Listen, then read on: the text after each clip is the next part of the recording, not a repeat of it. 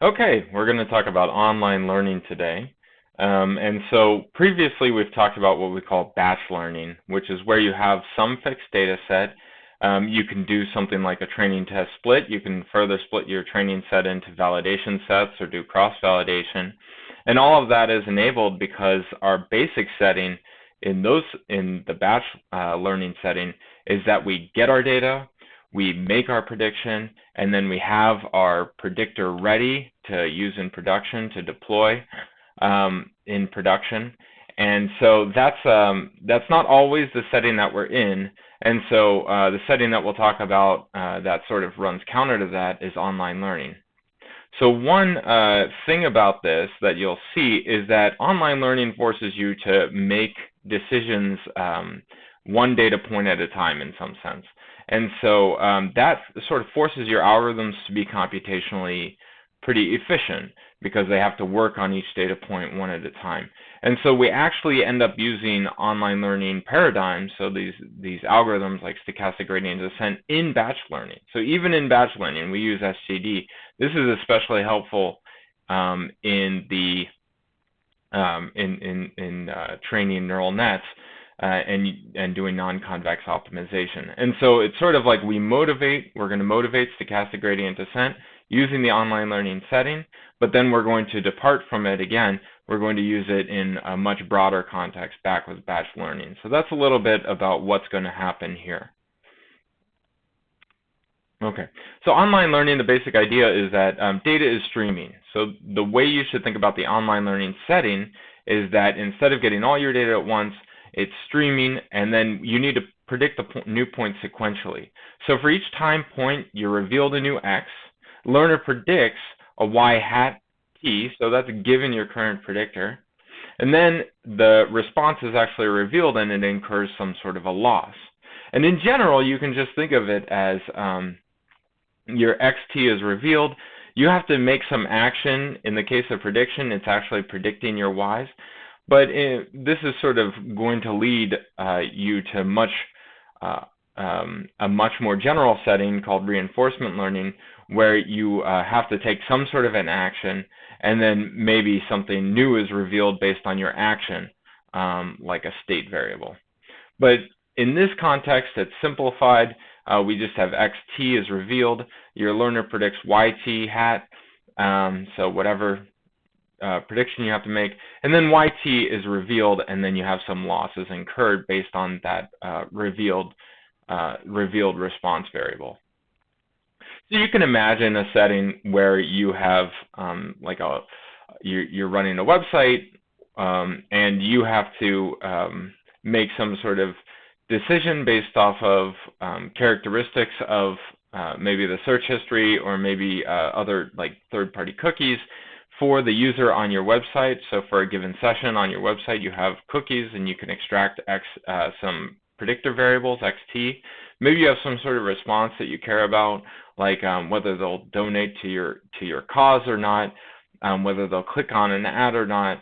And in some settings, this can be characterized as an online learning setting, where you have to make a prediction, and then you get some response, and so on. One thing that is going to make this sort of distinctively an online learning setting and not something a little more complicated with partial observability is that the losses are fully observed. You know exactly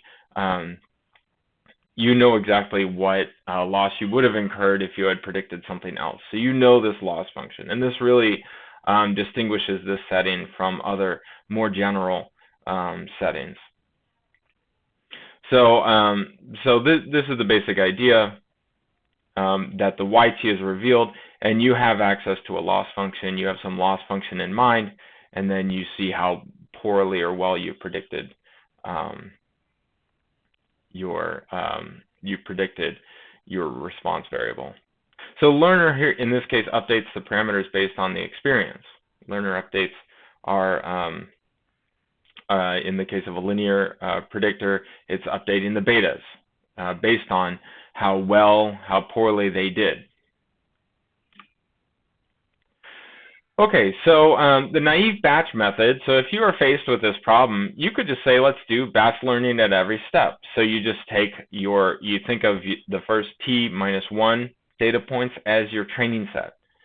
And then you just refit every single time you get a new observation. There's a couple of reasons why we don't love this. So suppose that the batch method takes a sub t time. Then the complexity of this fit is O of a sub t. And then when you do this, if you have to refit every single time, this is very costly. You're going to accumulate all of that computation cost every single time to give you O of the sum over t of a sub t time. If capital T is your time horizon, then the amount of time steps you're going to perform. And so for a sub t equals t for linear time, the basic, what ends up happening is that, if this is a linear time batch algorithm, which is great, a linear time batch algorithm is stellar computational complexity. But then when you apply it in this naive batch method, where you refit the batch every single time, you refit the entire based on the entire training set every single time, fresh, new, then this is going to take the sum of these, which is going to be on the order of capital T squared. You'll remember it's capital T times T plus 1 over 2 time for this, which is capital T squared time. Okay, so let's recall the risk and empirical risk given a loss. So if you have some loss function in mind, then remember that your risk is just your expected loss given the parameters, right? And this is, the idea is that we'd like to get a theta that minimizes this risk. That was the whole point of batch learning and risk minimization. And given the training data, so if you were given training data xi, yi, I going from 1 to n, if this is drawn from IID, you have to make some assumptions that it's drawn IID, then the empirical risk is just Rn of theta is equal to 1 over n, so the average of your losses at that theta for xi, yi. And if we notice, what you can notice is that if you take the expectation of this, Rn of theta, then this is going to give you R of theta for fixed theta. So this is going to give you some, just some fixed risk. It's just going to give you your risk for that fixed theta, right? But the basic issue with empirical risk minimization is we're going to use that Rn of theta. So we're going to use our training set to minimize to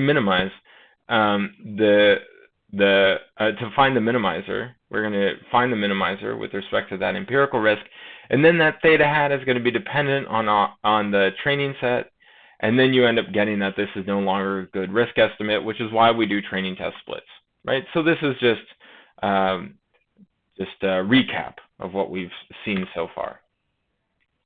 In the ideal gradient descent method, the idea is that so we know that you have this true risk, and suppose that we think of this true risk as the expectation of the loss, right? So just rewrite its definition. It's the expectation of the loss at that fixed theta. One thing that we would love to do, if we had access to this distribution of x and y, then we could compute what this expectation of the loss is. We could also just say, let's do gradient descent in this true risk. Now remember, we don't have access to this joint distribution, and that's the whole problem. But if we did, what would we do? And these sorts of mental experiments are really instructive. These sorts of just idealized scenarios. Think about what would you do if you had access to some information that maybe you don't actually have access to, and then try to think about, well, how can I approximate that action? So let's think about this. If you had this information, which we call oracle information, information is something that we don't actually have access to.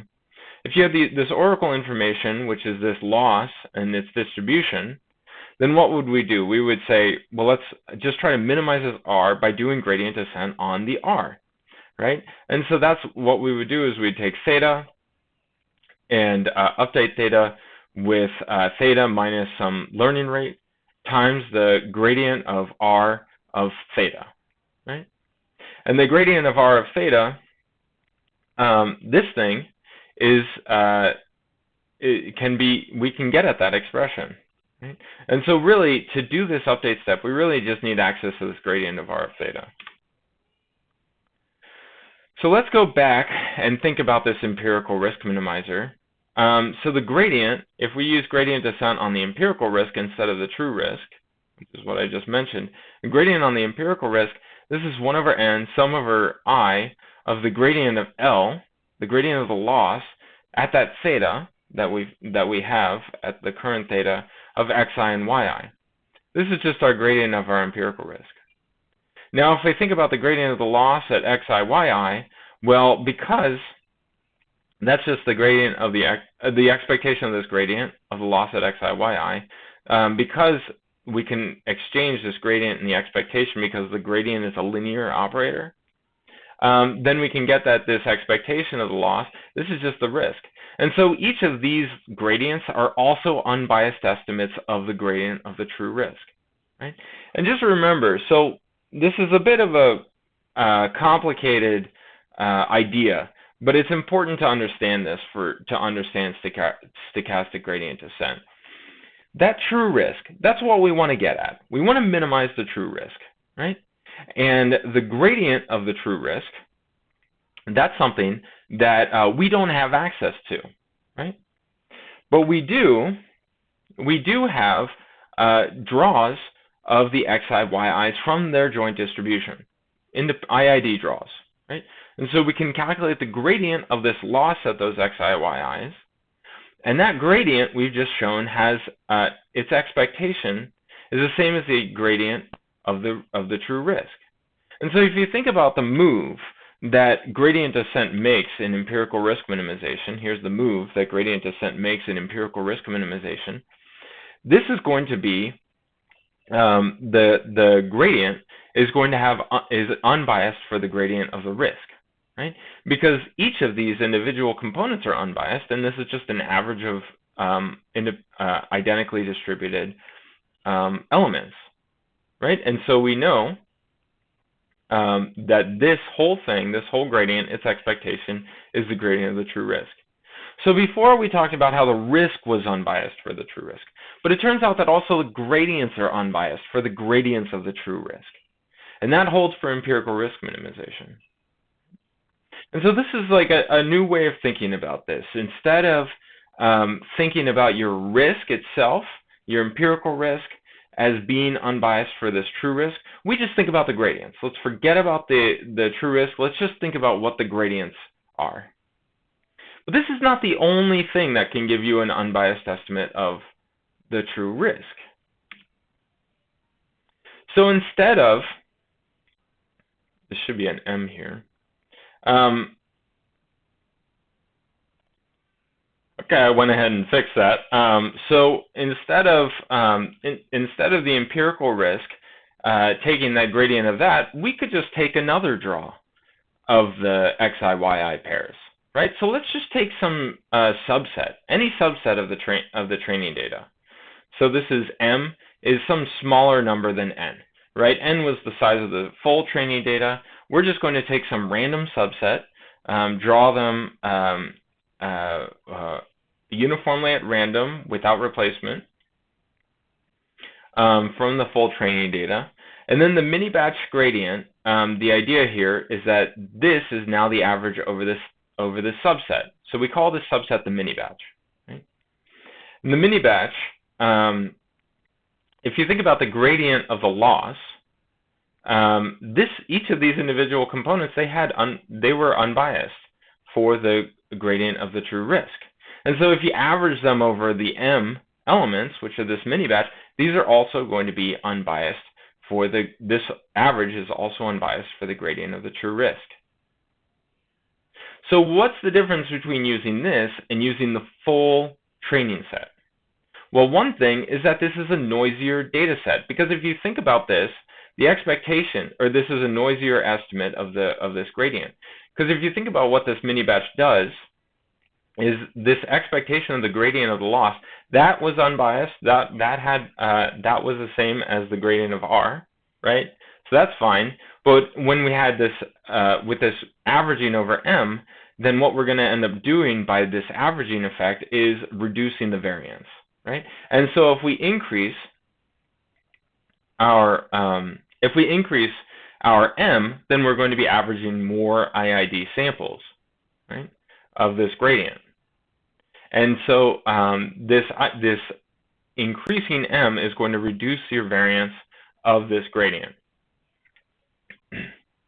And so we have that this expectation of the gradient of Rm is equal to the gradient of R at theta. But this gradient of Rm is going to have a higher variance than the full training data's gradient. Right? So this is potentially, we might think of this as a downside. Actually, it turns out to be a benefit when we're talking about training neural nets and non-convex optimization. We actually use this randomness to our advantage. But that's for the future. Okay, stochastic gradient descent is typically thought of as a simple thing where instead of so SGD, sometimes when people talk about SGD, they mean actually mini-batch stochastic gradient descent. In its original form, in the Robbins and Monroe paper, SGD is just using a mini-batch of size 1, but it doesn't really matter. The basic idea is that you take your, in your online learning setting, we're just going to make gradient steps only based on a mini-batch or a single sample. Right? So a mini-batch, if M equals 1, let's just step back. If M equals 1, it's just a single loss. Right? Okay. So the online learning setting, remember, it starts off xt is revealed. Then you have some current predictor f sub theta. Right? So think of it as linear, something like that. Right? And then your learner will predict based on that f sub theta. Then y sub t is revealed, right? Y sub t is revealed to you, and then you incur some sort of a loss. So all of that is set in stone. But now how do you update your based on this experience, right? So the learner now updates its parameters with the following update step. It just takes your theta and takes from it some eta times, so this is some learning rate, times the gradient of the loss at theta and xt and yt. So this gradient of the loss at xt, yt, this is just some, this is your mini-batch gradient descent. Right? And now if you think about each of these xt, yt's as being drawn IID, this is just going to give you, this step here is just going to give you stochastic gradient descent, mini-batch gradient descent with mini-batch size 1. Right? And so this is something we can do in the online learning setting. Each time we get a new observation, we make a gradient step based on that observation.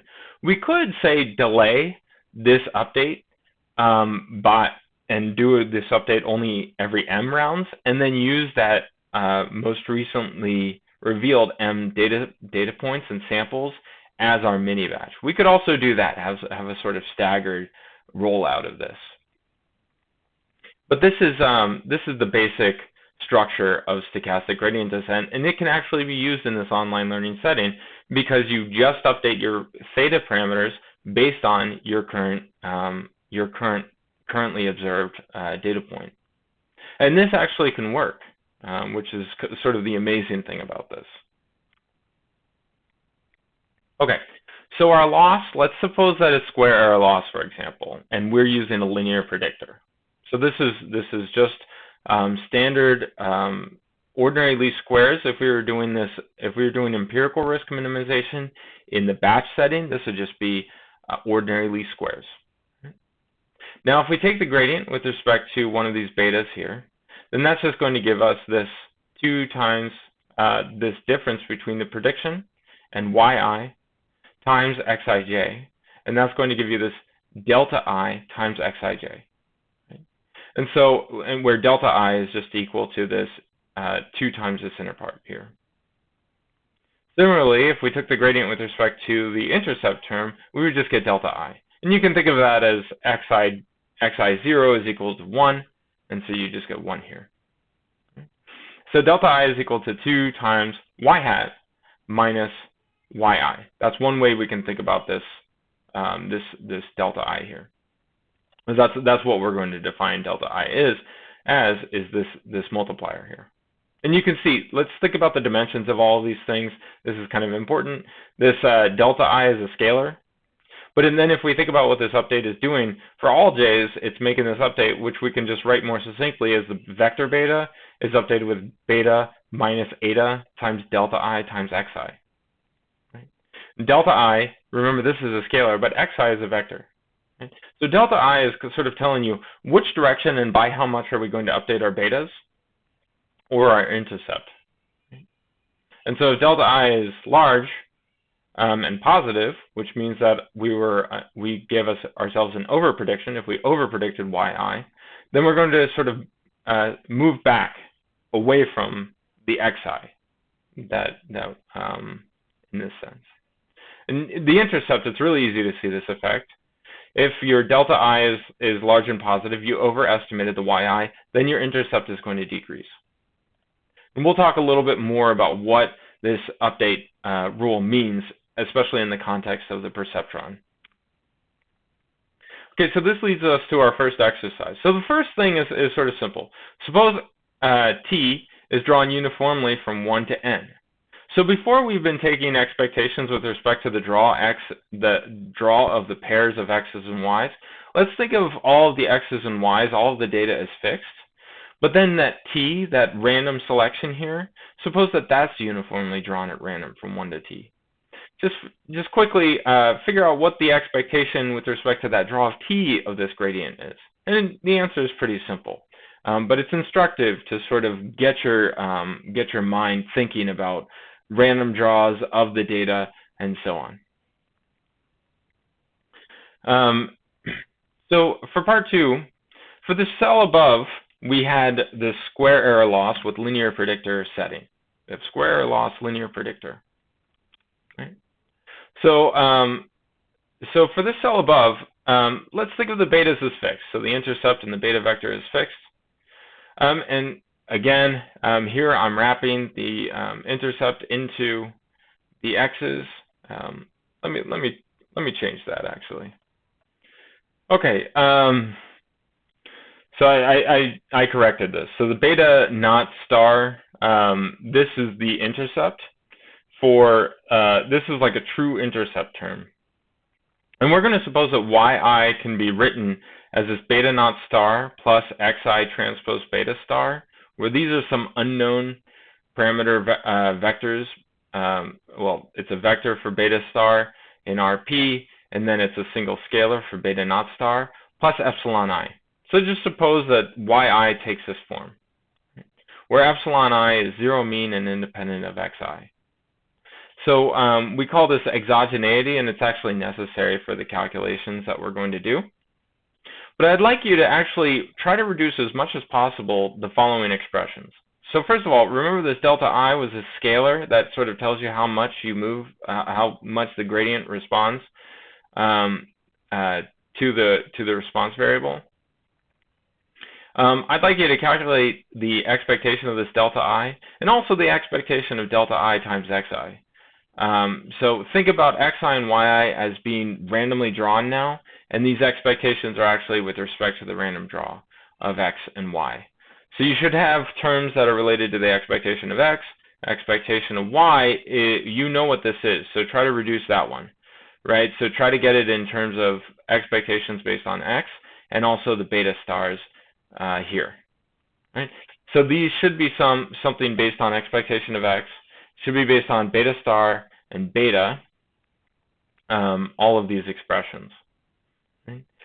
So try to get them as reduced as possible.